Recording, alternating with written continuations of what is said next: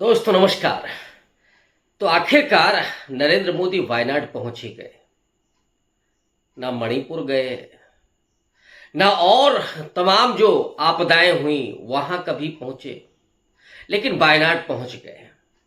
राहुल गांधी ने कल ही thank you बोल दिया था कि बहुत अच्छा डिसीजन है और उम्मीद है कि आप वायनाड में जो 300 गांव बहे हैं उसे राष्ट्रीय आपदा घोषित करेंगे और उसके बाद स्पेशल पैकेज मिलेगा।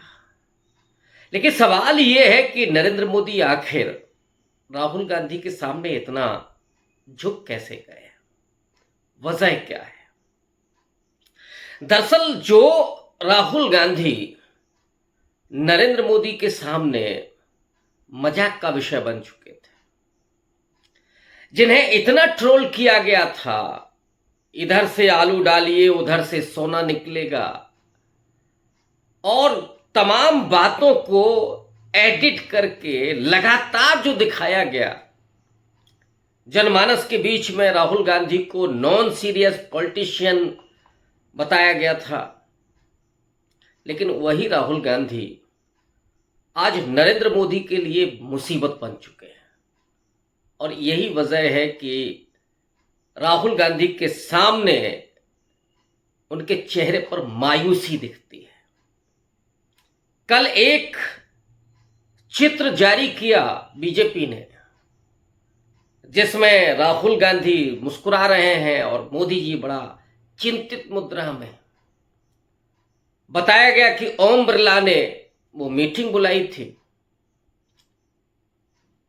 और ये भी कहा गया कि देखिए बांग्लादेश में जो हो रहा है, वायनाड में जो हुआ, मोदी जी बहुत सीरियस हैं, चिंतित हैं, लेकिन राहुल गांधी मुस्कुरा रहे हैं। राहुल गांधी के चेहरे पर जो मुस्कुराहट है, जरा उसको आप देखिए, थोड़ा ऑब्जर्व कीजिए। और मोदी जी के चेहरे पर जो हवाइयां उड़ रही हैं, जरा उसको ऑब्जर्व कीजिए कि ये चिंता है, मायूसी है। राहुल गांधी बार बार ये कहते रहे कि नरेंद्र मोदी में मेरा सामना करने की हिम्मत नहीं, मेरे सवालों का जवाब देने की तो हिम्मत कतई नहीं। नरेंद्र मोदी ने अभी 2 बार मुकाबला भी किया पार्लियामेंट के भीतर, लेकिन दोनों ही भाषणों में जिस कदर धोया राहुल गांधी ने, हिंदुत्व के मुद्दे पर धोया कि जो हिंदू होने की बात करते हैं वो हिंसा की बात करते हैं, नफरत की बात करते हैं, लेकिन हिंदू धर्म ऐसा नहीं है। बीजेपी ने उस पर पलटवार किया, मोदी ने पलटवार किया कि साहब पूरे हिंदुओं को आप हिंसक कह रहे हैं। राहुल गांधी ने वहीं बता दिया कि यू आर नॉट हिंदू, आप हिंदू धर्म के ठेकेदार नहीं हैं, मोदी ठेकेदार नहीं है, आरएसएस ठेकेदार नहीं है। और उसके बाद वो सारा प्लान चौपट हो गया, राहुल गांधी का पुतला भी जलवाया, सब किया, लेकिन बात जमी नहीं। लोगों के जेहन तक वो बात आप पहुंचा नहीं पाए, जो पिछले 10 साल में या 8 साल तक पहुंचाते रहे। दरअसल राहुल गांधी ने जिस तरह से भारत जोड़ो यात्रा में मोदी के गुरूर को रौंदा, सत्ता के पूरे अहंकार को अपने बूटों तले रौंद डाला, वो राहुल गांधी जब चुनाव के मैदान में होते हैं तो नरेंद्र मोदी को छक्के छुड़ाते हैं। जिन लोगों को इस बात पर भरोसा नहीं है और जो सोचते हैं कि नरेंद्र मोदी की सरकार चल रही है, ये पहली बात तो ये मोदी की सरकार नहीं है, बीजेपी की भी सरकार नहीं है, ये एनडीए की सरकार है। 2-2 बैसाखियों पर सवार है मोदी जी, और कहीं एक बैसाखी हट जाए तो सारा खेल खराब हो जाएगा। चंद्रबाबू नायडू ने तो उसे एटीएम कार्ड बना के रखा हुआ है कि आप देते रहिए। लेकिन उस चुनाव प्रचार के दौरान जिस तरह की बदमजगी की गई, जिस तरह का विभाजन का खेल किया गया, चुनाव आयोग कहां था और अभी भी कहां है किसी को कुछ भी नहीं पता। मांस, मछली, मटन, मंगलसूत्र, न जाने क्या क्या बोला, लेकिन राहुल गांधी सिर्फ सवाल पूछते रहे। आदिवासियों को क्या दिया, किसानों के लिए क्या किया, बेरोजगार नौजवानों को 2 करोड़ रोजगार देने का वादा किया था, उसका क्या हुआ? कास्ट सेंसस का मुद्दा उठाया, संविधान बचाने का इशू, इधर 400 पार और संविधान बदलने की मुनादी की जा रही थी, लेकिन राहुल गांधी ने चारों खानों चित कर दिया। और अभी जो एक रिपोर्ट आ रही है कि 79 सीटों पर जो आंकड़े बढ़कर के आए वोटिंग के, अगर उनकी ठीक तरीके से जांच हो जाए, राजीव कुमार अगर सुप्रीम कोर्ट में उपस्थित हो जाए तो बताएं जरा कि कैसे ये बढ़ा। और जिन सीटों पर वो आंकड़ा बढ़कर के आया वो सारी की सारी 79 सीटों पर एनडीए चुनाव जीती। तो राहुल गांधी के सामने पस्त नरेंद्र मोदी, चुनाव मैदान में भी और एजेंडे में भी, नैरेटिव में भी। नरेंद्र मोदी को सबसे बड़ा झटका तो उस समय लगा होगा जब उनके अपने गढ़ में, उनके अपने भीतर घर में हिंदुत्व के सबसे बड़े क्षेत्र में, उत्तर प्रदेश में पोस्ट पोल सर्वे जो हुए उसमें राहुल गांधी प्रधानमंत्री पद के लिए सबसे बड़ी पसंद बनकर के उभरे। 36% लोगों ने कहा कि वो राहुल गांधी को प्रधानमंत्री देखना चाहते हैं, जबकि नरेंद्र मोदी को सिर्फ 32% लोगों ने कहा। जो व्यक्ति इतने अहंकार में जी रहा हो, सत्ता को सिर्फ ये कहता हो कि एक अकेला सब पर भारी 56 इंच के सीने की बात करता हो, और उसके सामने वो व्यक्ति खड़ा हो जाए जिसे आपने रातों दिन हजारों करोड़ रुपए लगा करके जिसकी इमेज को डावाडोल किया, चकनाचूर किया, और वो व्यक्ति आकर के खड़ा हो जाए, लोगों के दिलों में जो जगह बना ले।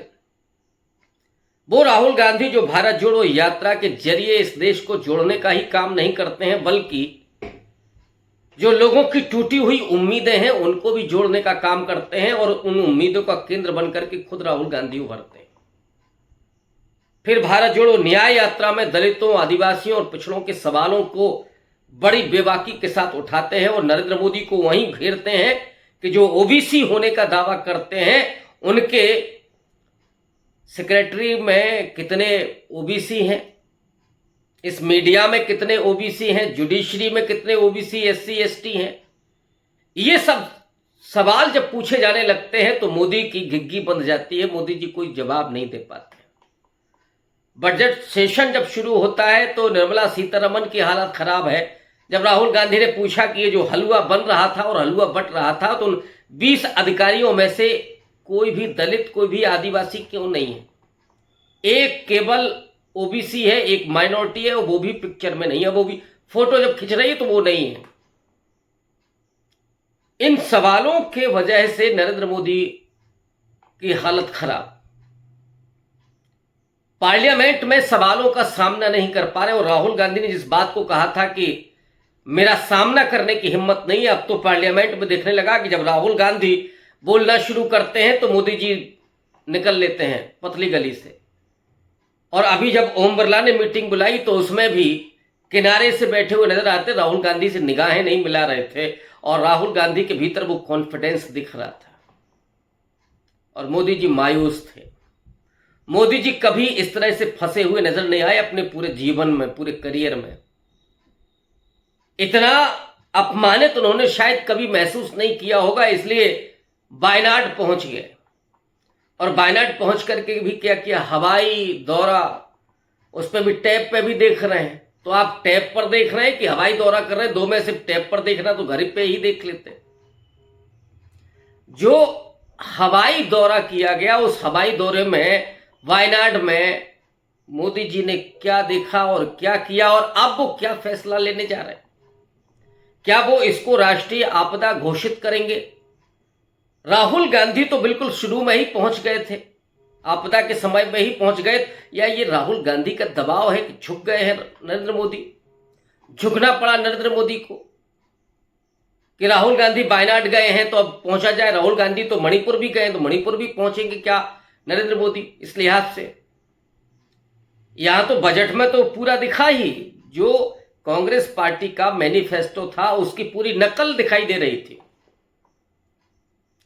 कि इंटर्नशिप भी होगी नौजवानों के लिए, और भी कई योजनाएं होंगी, वो पूरा का पूरा कॉपी करके बजट में पेश किया गया उसको डाइल्यूट करने के लिए। लेकिन अब लोगों को भरोसा नहीं होता, काला धन वापस आ जाएगा, 15 लाख पॉकेट में आएगा सबके। यहां तक कि कुछ तो बाबा कह रहे थे कि इनकम टैक्स अगले 30 साल तक नहीं लगेगा, और यहां जो मिडिल क्लास है उसकी हालत खराब है। वो इनकम टैक्स दे रहा है, सर्विस टैक्स दे रहा है, वो जीएसटी दे रहा है, वो सेस दे रहा है, उसकी तो जेब बराबर काटी जा रही है। गरीबों के पास रोजगार नहीं है, बच्चों के पास एजुकेशन नहीं है, और इधर मिल क्या रहा है 5 किलो राशन। 5 किलो राशन पर लोग क्या करेंगे? पोषण नहीं हो, सबसे ज्यादा कुपोषित देश ये बन चुका है। असमानता इतनी, और मोदी जी हैं कि अंबानी साहब की शादी में, उनके बेटे की शादी में पहुंच जाते हैं। ये गरीबों का अपमान करना हुआ। और इधर लगातार लीडर ऑफ अपोजिशन जब से राहुल गांधी बने हैं तब से तो हालत खराब है ही। अभी एक एक मुद्दा जो आ रहा है उस पर यू टर्न ले रहे हैं Modi ji. SC ST reservation में क्रीमी लेयर का सवाल था, आज ही यू टर्न ले लिया उन्होंने। कल ही उनके तरफ से पीयूष गोयल ने प्रेस कॉन्फ्रेंस करके कहा कि यह लागू नहीं होगा। क्रीमी लेयर के सवाल पर यू टर्न। वक्फ बोर्ड की जो संपत्ति थी उसके मामले पर यू टर्न, क्योंकि मोदी सरकार इस समय अल्पमत में चल रही है। अगर कोई बड़ा फैसला लेते हैं तो इधर नीतीश और नायडू, और हालात क्या थे वक्फ बोर्ड पर मामले पर? वक्फ बोर्ड की संपत्ति के मामले में अगर ये कानून बन जाता तो नीतीश कुमार की नैया डूबती और चंद्रबाबू नायडू की भी डूबती। ऐसे में ये सरकार अल्पमत में दिखाई पड़ती। चंद्रबाबू नायडू भी अपनी बैसाखी निकालते और नीतीश कुमार का तो पत्ता साफ हो जाता अगर वो सहयोग कर देते। तो जेडीयू भी भीतर से विभाजित हो चुकी थी। कुछ लोग मोदी जी के साथ थे तो कुछ लोग ये देख रहे थे कि फिर तो मुस्लिम वोट बिहार में मिलने से रहा नीतीश बाबू को। तो वो चिंता नीतीश कुमार की थी, इसलिए यही फैसला एक तरह से मोदी सरकार को ध्वस्त कर देता। इसीलिए जेपीसी के पाले में गया ये मामला, ज्वाइंट पार्लियामेंट्री कमेटी को दे दिया गया, और अब वहां वो पेंडिंग में पड़ा रहेगा उसमें। लेकिन इस बात को ध्यान रखिएगा कि ये फैसला जो आया था वक्फ बोर्ड की संपत्ति का, ये क्यों आया था, क्यों ये कानून बनाने के लिए सरकार आनन फानन में इसको लेकर के आई थी इस बिल को। दरअसल जो कास्ट सेंसस का इशू है जिस पर राहुल गांधी बार बार हैमर कर रहे हैं, उसका कोई जवाब नहीं सूझ रहा है नरेंद्र मोदी को कि उसका काउंटर कैसे करें। ऐसे में वक्फ बोर्ड की संपत्ति कहां कहां है इसको दिखाने के लिए यह बिल आया था कि तब यह बताया जाए, देखिए नहीं यहां संपत्ति मत पूछिए आप कि दलितों के पास कितनी नौकरियां हैं, कितनी संपत्ति है, कितनी कारें हैं, कितने बीघे जमीन है, या फिर ओबीसी के पास कितना क्या है, मर्सिडीज में कौन चल रहा है, अपर कास्ट के पास कितनी दौलत है, कितने संसाधनों पर कब्जा है, कितने खेत हैं, कितना सरकारी नौकरियों में हिस्सा है, अंबानी अडानी के पास कितनी संपत्ति है, कौन इस देश से पैसा लेकर के भागा है, ये सारा ब्यौरा आता। तो जो सोशल और इकोनॉमिक सर्वे है अगर वो हो जाता कास्ट सेंसस के जरिए तो मोदी बुरी तरीके से फंस जाते। और मोदी जी के पास एक ही इलाज है, एक ही नस्तर होता है कि फिर उसको हिंदू मुसलमान में तब्दील कर दीजिए। तो बजाय इसके कि यहां संपत्ति का बंटवारा कैसे है, किस पर कितना कब्जा है, ये निकल करके आए, उससे बढ़िया है कि मुसलमानों की संपत्ति को बता दीजिए। लेकिन ये दाव चला नहीं। इस दाव के चक्कर में तो सरकार ही अल्पमत में आ गई थी। इसमें तो चंद्रबाबू नायडू ने तो एकदम क्लियर कर दिया था कि वो इसके साथ नहीं है, और नीतीश कुमार की पार्टी भी विभाजित हो गई। तो ऐसे में ये सरकार ध्वस्त हो जाती, मोदी जी भांप गए। यही डर है उनके सामने। एक ऐसा व्यक्ति, एक ऐसा लीडर ऑफ अपोजिशन जो आज देश का नेता है, उम्मीदों का नेता है, जो लोगों के दिलों में बसा हुआ है। मनु भाकर को देखिए आप, वो निशानेबाज जो मेडल जीत करके आती है पेरिस ओलंपिक से, वो सोनिया गांधी से मुलाकात करती है, वो राहुल गांधी से मुलाकात कर राहुल गांधी मुंह मीठा कराते हैं। यहां मोदी जी बेचारे जो ब्रांडिंग करते थे, कभी विनेश को लेकर के, कभी क्रिकेट पूरी टीम, अभी देखिए कुछ समय पहले क्रिकेट की टीम ही लेकर के आए थे मोदी जी। लेकिन अब हालात खराब हो चुके हैं। उम्मीदें, लोग, क्रिकेटर, सेलिब्रिटी और जो भी है वो राहुल गांधी की तरफ मूव कर रहे हैं। देश के लोग राहुल गांधी को बतौर प्रधानमंत्री देखना चाहते हैं। नौजवान तो जैसे खड़ा ही हो गया है राहुल गांधी के साथ में, कुली से लेकर के किसान तक, रामचेत से लेकर के और वो कारीगर तक, ये सारे के सारे लोग ओबीसी कास्ट सेंसस के मुद्दे पर, आदिवासी मुद्दे पर तो राहुल गांधी ने मजबूर कर दिया नरेंद्र मोदी को कि वो आदिवासी शब्द बोलने, वरना आरएसएस तो वनवासी बोलता है। इस देश के मूल निवासी, पहले नागरिक, पहले मालिक वो हैं, उनके जंगल को काटा जा रहा है। यहां मां के नाम एक पेड़, ये इमोशनल कार्ड खेला जा रहा है। राहुल गांधी इन सब चीजों को जो एक्सपोज कर रहे हैं उससे हालत बेहद खराब है। अब इसीलिए वो मायूस मोदी जी, आजकल आपको वो चेहरे पर रौनक, वो रुआब, वो अहंकार आपको नहीं दिखता, मायूसी दिखती है। मोदी जी धीरे से निकल लेते हैं, वायनाड भी थोड़ा सा आउटिंग के लिए गए हैं, अभी विदेश यात्रा पर चले जाएंगे, वो किरण जाने वाले हैं।